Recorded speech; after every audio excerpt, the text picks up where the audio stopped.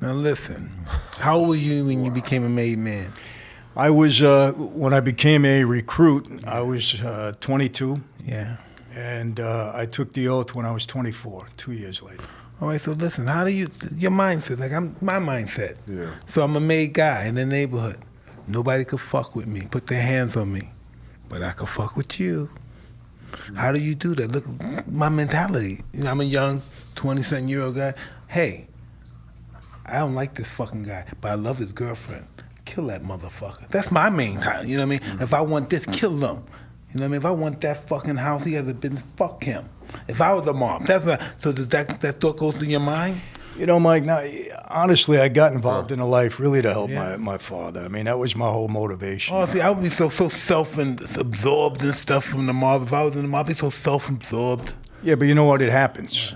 Uh-huh. I mean, it's a rush because, you know, you got a ringside table wherever you go. People give you a lot of respect. And, you know, you try to carry yourself the right way. You don't want to abuse that. How do you do? You never had that before, and all of a sudden, boom. It's never like this. I give you a little bit at a time. It's just all at once. Boom. You're made. Yeah, but understand, I grew up with it. You know, I mean, look, I spent my childhood in the Copacabana meeting everybody from Sinatra on down. So, you know, my dad was that kind of a guy. I mean, when he walked into a place, I mean, he was a different guy. Respected. People really looked up to him. They really respected him. He carried himself well, and he was a tough guy. I mean, there's no question about it, you know. So, I mean, I grew up around it, and I really admired and respected my dad. But when I got into the life, you know, number one, I wanted to get him out of prison, so I worked hard on that. And number two, honestly, I wanted to be the best possible mob guy I could be. So What's that consist? Yeah, what did that mean? You know, in that life, you kind of make your own way. They had guys, I'll give you an example. I took the oath in 1975, right, on Halloween night, actually. There were 6 of us that night that took the oath. And we had 115 made guys that actually took the oath. Out of the 115, 20 of us were earners. The other guys were just... That means you bring in money. Yeah, we were earning. We were earning really for everybody else. The other guys who got him a union job, who was doing a little bookmaking, you know, trying to scratch out a living. So I was determined to make money, and I had a head for business, and I used the life. I knew how to use the life to benefit me that way. So I took advantage of that. You know, and I got involved in a lot of different things, and, you know, I came upon a scam. I'll tell you what happens, Mike. There was Italian guy around me, right? He kept coming to me. He had a couple of gas stations on Long Island. He had like a wholesale operation. So he comes to me and he says, Mike, he says, you know, I got these 2 guys from another family. They keep trying to extort me. He said, you got to help me out, because I was kind of the guy on the island when I moved out there. I did some research on this guy, and I found out that he had testified in a civil case against the governor's brother at the time. So I didn't want to have anything to do with him, right? He kept coming back. He said to me, listen, if you help me out, I got a way to defraud the government out of some tax on gasoline. So he got my attention, right? I hated the government. So I said, well, explain it to me. So he tells me this little thing. I said, all right, we're going to go into business together. I said, I want to form a new company. That's it. So I get rid of the 2 guys that were bothering him. I didn't get rid of, you know, I made them go away. And I put this guy, Vinny, around me. I had a guy around me. He was a big guy, right? He was a butcher. Big scar across his head, a real, Sounds you know, gnarly. yeah, a real football. I says, Vinny, watch this guy, Larry. Let's see if he's got something. Tell me what he's got. About 2 weeks later, he comes to my house on a Saturday. He used to bring me meat every Saturday. He was my butcher. And he's got a box on his shoulder. And he rings the doorbell. They're hoping it's money, right? No, I'm saying, what are we doing with all this meat? We having a party or something? I don't know about it. He says, hey, Chief, come into the kitchen. It ain't meat. He puts the box on the table. He opens it up, $320,000. He said, this is the first week's take in the gas business.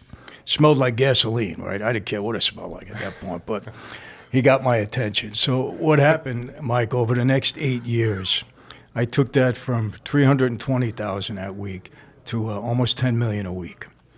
We had about 350 gas stations. So how many people were getting that money? How many people did you have in your crew that was getting that money? Well, you know, I was supporting a lot of people, the guys at work, and I was kicking up to the family. I was giving them $2 million a week. You know, you got $2 million a week. It buys a lot of loyalty, as you know. You know what I mean? So I would think hell yeah, I would say, go ahead, man, do what the fuck you want to do. yeah, I mean, you know.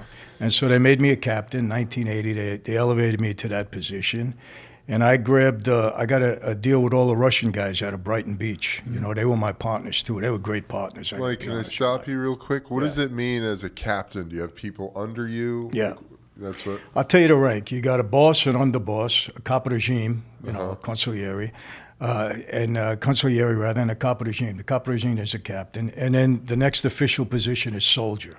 So when you come into the life, when you take the oath, you become a soldier. And then you either stay that way or you go up from there. And when are you made? When are you a made guy? You know, listen.